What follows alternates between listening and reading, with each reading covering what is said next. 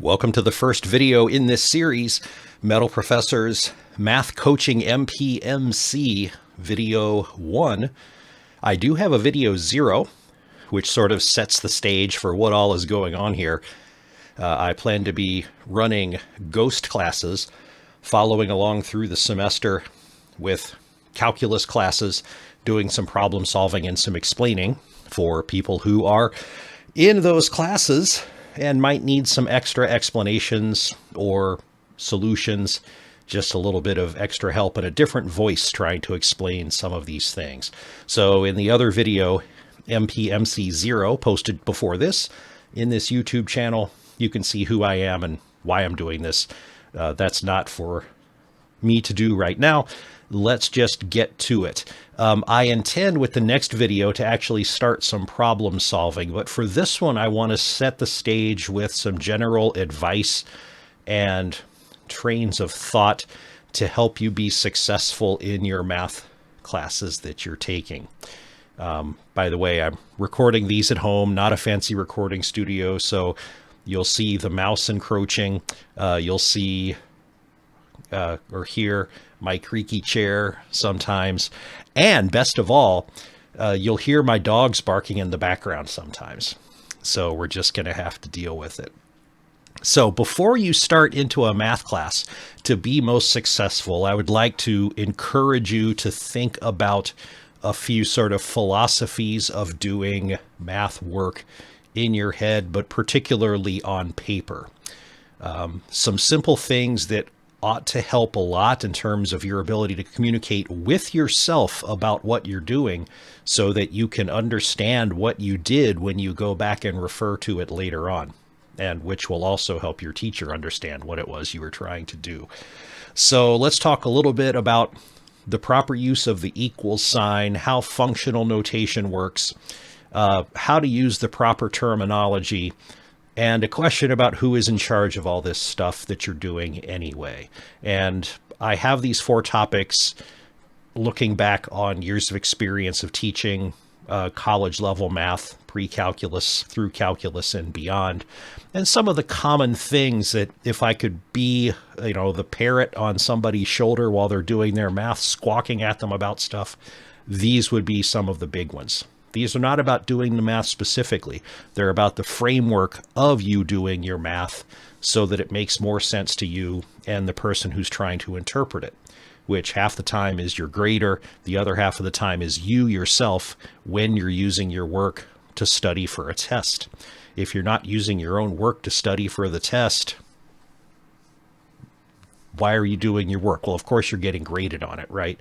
But if you're putting that effort into it, you might as well use it later. And so make sure you're setting yourself up to make it very useful and so that you can interpret what you did weeks later. Okay, so the big thing that I see happen a lot is abuse of the poor equals sign. So here's an example of that. The turning of the equal sign into a symbol that just means this thing led to that thing and not a comparison of two things that are genuinely supposed to be equal to each other. Here it is. This is a really common sort of rolling out of a calculation that I would see. So the question is, find the solutions to this quadratic polynomial. If you're watching this video, you probably know how to do this, right? It's not hard to factor this polynomial. So x squared plus x minus 2 is equal to x plus 2 times x minus 1. Simple factoring. And that leads to the roots -2, 1. Okay, this is terrible. The answers aren't terrible. The answers are correct. But this equals sign right here, oh, that poor thing, it is getting abused all over the place. The expression x plus 2 times x minus 1 is not equal to the list of numbers -2, 1. Now, you may use this as shorthand when you're scribbling down your results, but you definitely don't want to keep this as the final result because A, you might lose points. B, when you go back and look at it later, it's going to make less sense. Okay, so it's a framework of the story, but it isn't really a good communication of what you did. The better way to do it is phrase the expression that you're going to tackle. If we're looking for solutions to x squared minus x minus 2 equals 0, well, here it is. That expression can be kept intact, although we're switching the left-hand side to its factored form. So we're not making one long string of expression. We're starting to stack by steps. And then from that second step, then we can extract that the values of x that cause the thing on the left to be equal to 0 are -2 and 1. So this is a much better packaging of the result than this, where that equal sign at the end of the string, oh, I feel so bad for that thing. It just got totally abused. Another thing you want to get used to and get comfortable with, get adept with, is being able to interpret and use functional notation. Okay, when we there's two ways that functional notation generally comes up, but I'm talking sort of loosey-goosey here, but it's my video. I can do that if I want to. We use functional notation to make assignments of comparison to things, or we do it to make a query about the function.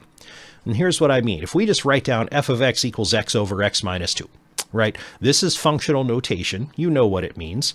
We are assigning something to a name, right? So here's a function. Its name is x. Its independent variable is x, and this function is x over x minus 2. So this is a perfectly good statement of equality, which is assigning an expression to a name. And we know how to use this, right? X marks the spot, right? When we say this expression, f of x equals x over x minus 2, as an assignment to the function f, the function now has its name, and we know that x marks the spot where anything that goes inside those parentheses for what used to say f of x, right? Anything that goes in that little red square then gets plopped into where x was in the expression x over x minus 2. So f of 4 would be equal to 4 over 4 minus 2, and that simplifies to 2. We don't have to plug numbers into functions. We can plug other things into functions. So for example, f of y plus 1 is y plus 1 over y plus 1 minus 2. And that simplifies a little bit. There's not much else we can do with it. Now, the other way we use functional notation is for a query of a function. So let's say in the previous slide, we made that assignment. We assigned to the name f the function x over x minus 2. And now we're saying f of x equals 3 over 7, 3/7. So with the history to this function f of x, now we're kind of thinking of this as a query. Function, where are you equal to 3/7? Or when are you equal to 3/7? That's not really a moment in time we're talking about.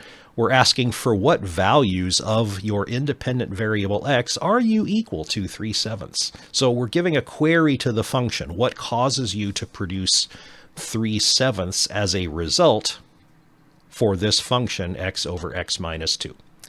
Right, so we set up the equation then, x over x minus 2 equals 3/7. Now I used a magic word there, equation. Here's another sticking point that I've noticed when students have written work and tried to communicate. Here are a couple of common phrases that I would see that are actually fails in terminology. I might see a student write something like, we solved this function to get something something, or ask a question of me, how do we solve the function? Well, we don't solve functions. We solve equations, right? What does the graph of this equation look like? Or on the paper, the equation is this and its graph is this. Okay, that's again a mismatch of terminology. We don't graph equations, we graph functions, and we don't solve functions, we solve equations. So make sure that you're keeping that terminology straight. Now, in the process of all of this juggling of notation and communicating, you need to remember the issue of who is in charge. When you've written down something on the piece of paper, whatever it is, who is in charge of that thing you just wrote down? The answer is you are. You are in charge of everything. If you want to do something to the expression you have, then dang it, you should do whatever it is you want to do, as long as you do it properly. It may not go where you want it to, but you can't ruin something by applying an operation to it as long as that operation was done correctly. Okay, so if you have an equation, and you're looking at that equation and you say, gosh, wouldn't it be nice if I could do this thing to it? You can, because you were in charge of that equation at that moment. You can do legal simplification of anything in your expression. If you look at that expression, an equation, and say, man, I wish I could multiply this equation by something to clear out a fraction or something. Fine, do it. You're in charge. Don't question, am I allowed to do this? As long as you do something properly, you are allowed to do it. It may or may not help, but you're allowed to do it. So don't let hesitance to try something keep you from making progress. And don't abuse that poor equals sign. Okay, so remember this query we posed in a couple of slides ago where we had the function x over x minus 2 equals 3/7. Let's say we are going to, proper terminology, solve this equation. We need to arrange this like little tiles where pieces get to move around so that there's only one instance of x and it's alone on one side of this equation. So how do we do that? Well, we look at the right-hand side and, man, I hate fractions. Wouldn't it be great if I could just multiply that right-hand side by 7? Because then there would be no more fraction on the right-hand side. Well, we're allowed to do that. Who's in charge? We're in charge. So if we want to multiply that right-hand side by 7, damn it, we're going to multiply that right-hand side by 7. We just have to do it properly by multiplying both sides by 7 so that we haven't abused the equals sign.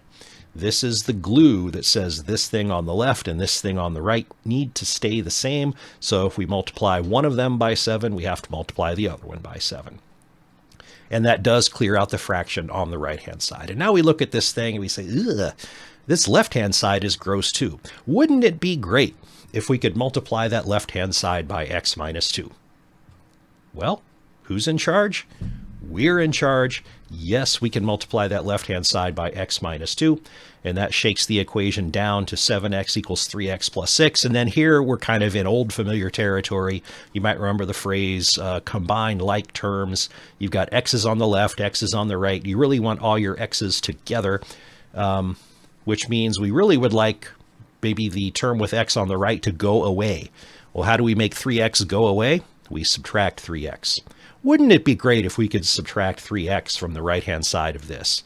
Who's in charge? We're in charge. If we want to subtract 3x from the right-hand side, damn it, we're going to subtract 3x from the right-hand side. We just have to remember to do it from the left-hand side too. And that solves all of our problems because we shake this thing down to 4x equals negative 6. Wouldn't it be great if we could divide by 4 on the left? Yeah, you get the drift, right?